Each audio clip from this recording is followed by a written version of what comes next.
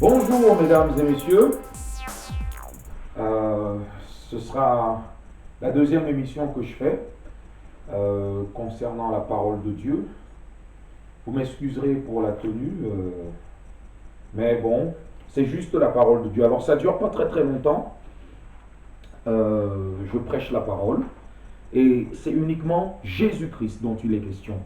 Donc veuillez m'excuser pour la tenue, tout ça. Bon, c'est pas une agence de mannequinat ici, hein. Bon, donc on parle juste de la parole. Alors aujourd'hui, le thème que je vais aborder, c'est celui du mensonge. Parce que la Bible nous dit, et il est écrit dans la Bible, je crois que c'est dans Jean chapitre 8, verset 44, que le diable est un menteur et le père du mensonge. Mais est-ce que les gens comprennent bien ce que c'est que le mensonge d'un point de vue biblique? Donc j'ai parcouru un peu la Bible et j'ai pris différents versets des différents livres qui sont dans l'Ancien Testament et dans le Nouveau Testament. Et j'ai donc décidé de vous l'exposer pour édifier, puisque ceci est dans un but d'amour, puisque Dieu est amour, et l'amour édifie. Vous m'excuserez pour les quelques petites fautes. J'essaie de faire au mieux. Donc nous commençons par le livre de Habakkuk, Habakkuk chapitre 2 verset 18. Je vous lis ce qu'il est écrit. À quoi sert une sculpture sacrée pour qu'un ouvrier la façonne? À quoi sert une idole en métal fondu et qui enseigne le mensonge pour que l'ouvrier qui l'a fait place en elle sa confiance au point de fabriquer des faux dieux muets? Malheur à celui qui dit à un morceau de bois, lève-toi, ou à une pierre muette, réveille-toi. Donnera-t-elle instruction? Elle est garnie d'or et d'argent, mais il n'y a en elle aucun souffle de vie. L'Éternel, lui, est dans son saint temple. Que toute la terre fasse silence devant lui. Bon, pour ceux qui n'ont pas compris, je vais bien relire et m'arrêter sur des petits points intéressants pour qu'on comprenne. Ici, il dit, à quoi sert une sculpture sacrée pour qu'un ouvrier la façonne? C'est une question qui est posée. À quoi sert une idole en métal fondu et qui enseigne le mensonge?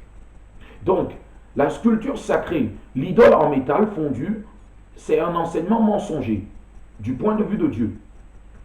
Pour que l'ouvrier qui l'a fait place en elle sa confiance au point de fabriquer des faux dieux muets. Précision, non seulement ils sont faux, mais en plus ils ne parlent pas. Malheur à celui qui dit à un morceau de bois, lève-toi, ou à une pierre muette, réveille-toi. C'est-à-dire, le bois ou la sculpture ou l'idole, elle est mensongère. Et si tu lui parles, elle ne te répondra pas.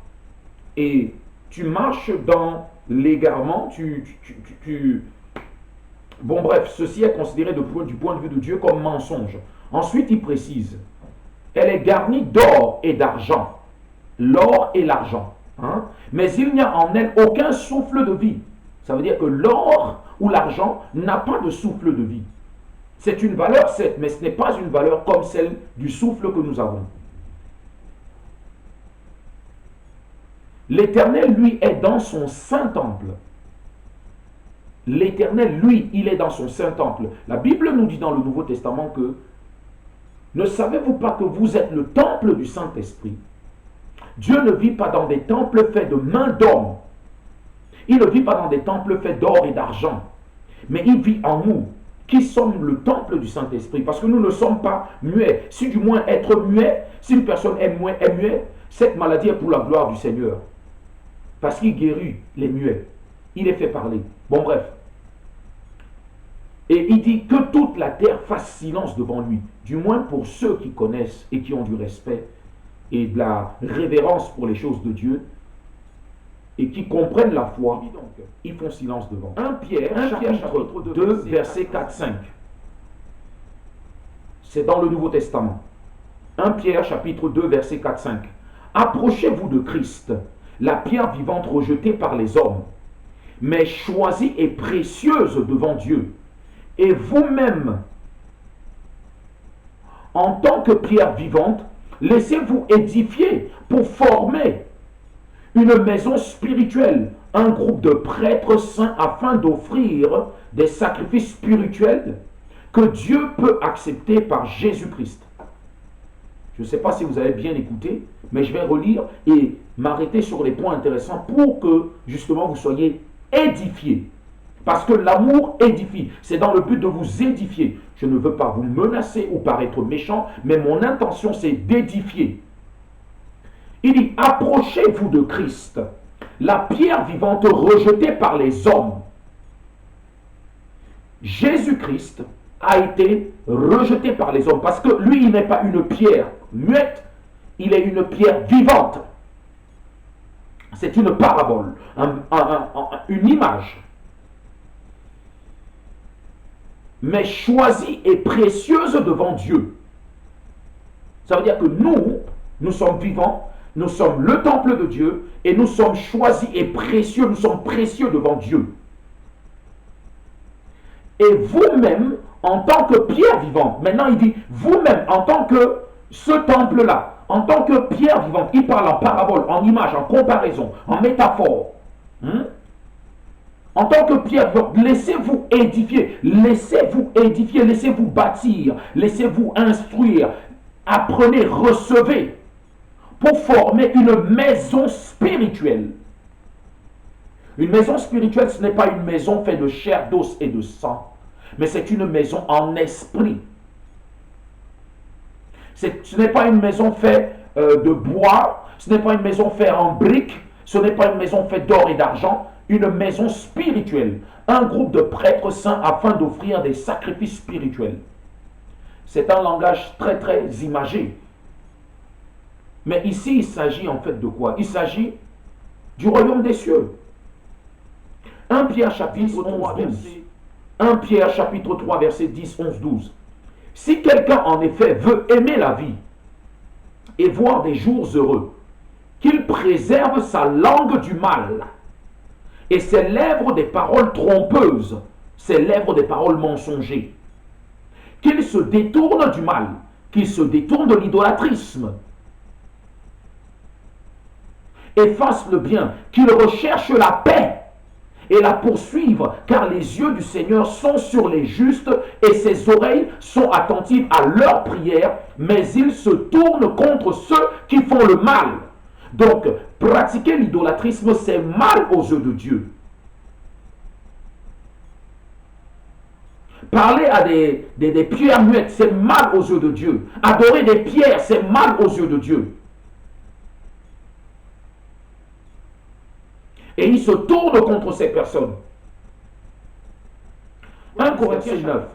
Ne provoquons pas Christ comme certains d'entre eux l'ont fait, si bien qu'ils sont morts victimes des serpents. Donc quand tu fais ce qui est contraire à Dieu, quand tu fais ce qui est contraire à la vérité de Dieu, parce que ce que Dieu dit, c'est ça qui est la vérité. Donc quand tu fais le contraire, eh bien, les serpents peuvent t'attaquer. Et les serpents, ils te jettent leur venin. Ils n'ont pas de pitié.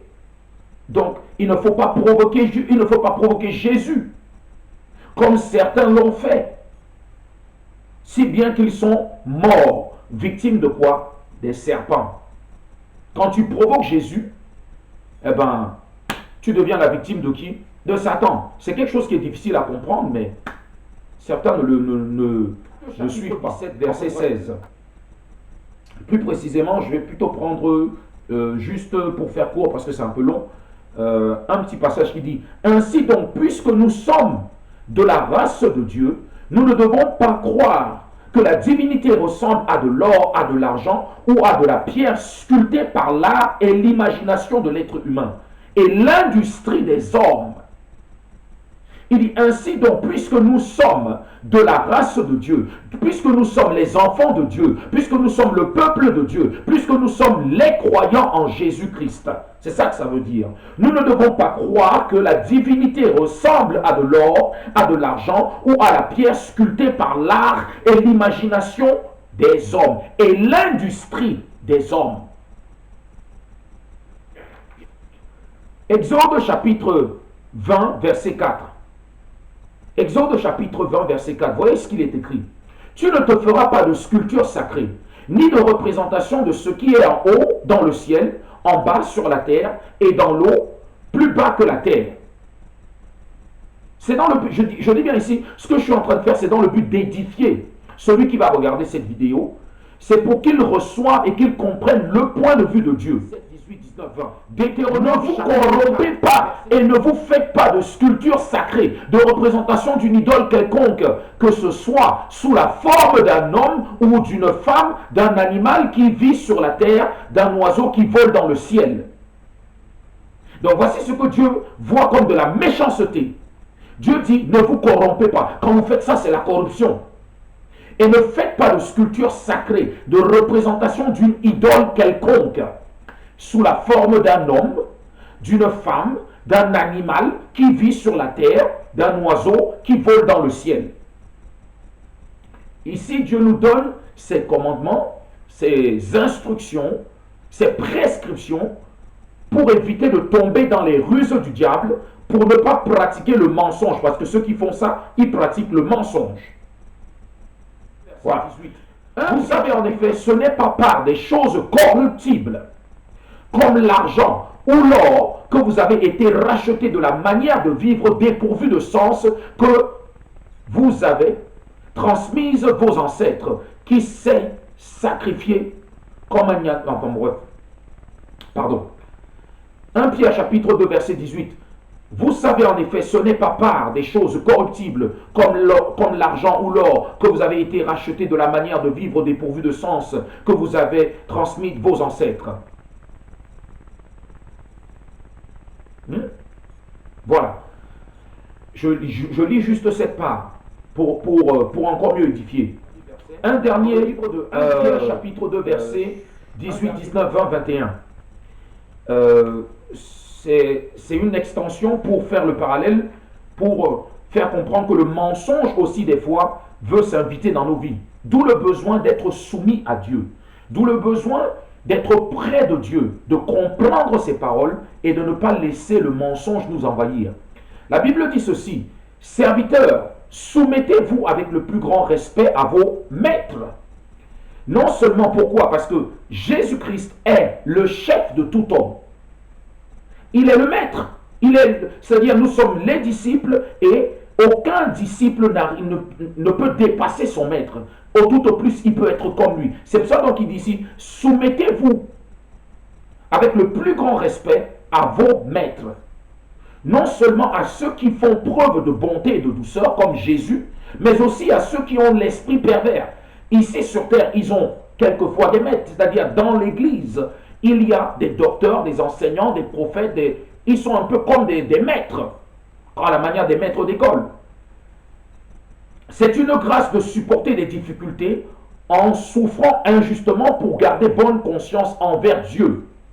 Donc si moi, en tant que chrétien, en tant que croyant en Jésus-Christ, je souffre injustement certaines difficultés, certaines souffrances, pour ma bonne conscience, Dieu me dit que c'est une grâce à ses yeux. Donc voilà une autre perception de la grâce, de l'amour qui nous édifie. En effet, quelle gloire y a-t-il à endurer de mauvais traitements si vous commettez des fautes? Mais si vous endurez la souffrance alors que vous faites ce qui est bien, c'est une grâce aux yeux de Dieu. De fait, c'est à cela que vous avez été appelés. Voici donc l'appel. Dieu nous a appelés à devenir quoi? Ses imitateurs, à faire comme lui. Parce que Christ aussi a souffert pour nous, nous laissant, ou vous laissant un exemple, afin que vous suivez ses traces. Donc le but du Père, c'était de nous conforter, de nous édifier, de nous galvaniser. Ne vous trompez pas, je ne suis pas Michel Calan, vous allez suivre, vous allez comprendre. 1 Pierre chapitre 3, versets 1, 2, 3, 4, 5, 6. 1 Pierre chapitre 3, versets 1, 2, 3, 4, 5, 6. Vous de même, femmes, soumettez-vous à votre mari. Ainsi, ceux qui refusent de croire à la parole pourront être gagnés sans parole, par la conduite de leurs femmes, en observant votre manière de vivre pure et respectueuse. Que votre parure ne soit pas une parure extérieure, cheveux tressés, ornement d'or ou vêtements élégants, mais plutôt celle intérieure et cachée du cœur, la pureté incorruptible d'un esprit doux et paisible, qui est d'une grande valeur devant Dieu. C'est ainsi que les femmes saintes qui espéraient en Dieu se paraient autrefois. Elles se soumettaient à leur mari, comme Sarah qui a obéi à Abraham en l'appelant son Seigneur. Ici, l'Éternel essaie de nous faire comprendre quelque chose. Il essaie de dire les grandes femmes aux yeux de Dieu, comme Sarah, elles appellent leur époux Seigneur.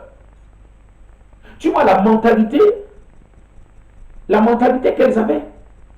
Elles ne sont pas comparables à celles d'aujourd'hui. Il y a une grande distance qui les sépare.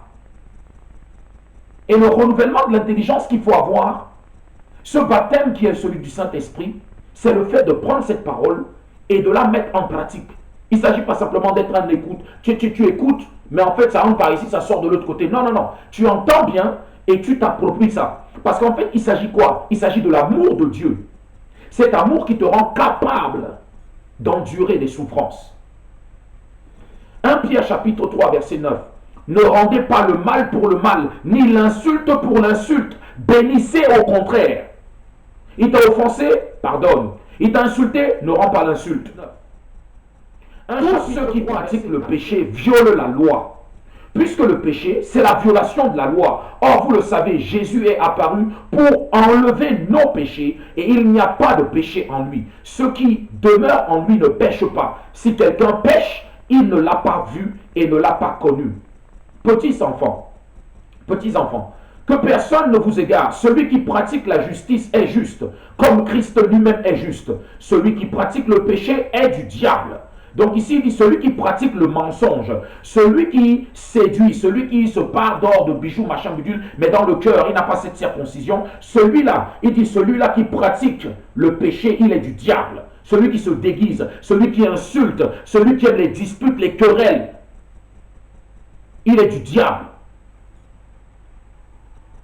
Celui qui pratique le péché est du diable, car le diable pêche dès le commencement. Or, c'est pour détruire les œuvres du diable que le Fils de Dieu est apparu. Quiconque est né de Dieu ne pratique pas le péché, parce que la semence de Dieu demeure en lui. Et il ne peut pas pécher parce qu'il est né de Dieu. C'est à cela que l'on reconnaît les enfants de Dieu et les enfants du diable. Celui qui ne pratique pas la justice n'est pas né de Dieu, tout comme celui qui n'aime pas son frère. Et c'est quand il dit pratiquer la justice, il parle pas de la justice, parce qu'il n'y a pas de vérité en lui. Lorsqu'il profère le mensonge, il parle de son propre fond. Car il est menteur et le père du mensonge. Mais moi, parce que je dis la vérité, vous ne me croyez pas. Or, ces commandements ne représentent pas... Je cesse là, j'arrête là. Parce que je pense que quelquefois, on a besoin de comprendre c'est quoi la vérité. Et on a besoin de comprendre c'est quoi le mensonge. Dieu donne la vérité ici. Il explique la façon dont on doit s'habiller, dont on doit parler, ce dont on doit réfléchir, dont on doit se comporter. Il explique tout. C'est la vie. La vraie vie, pour que les gens ne soient plus victimes, c'est apprendre à pardonner. Parce qu'à travers Jésus est prêché la rémission, le pardon des péchés. Par les yeux, tu peux reconnaître ce qui est vrai. Jean chapitre 8, verset 44.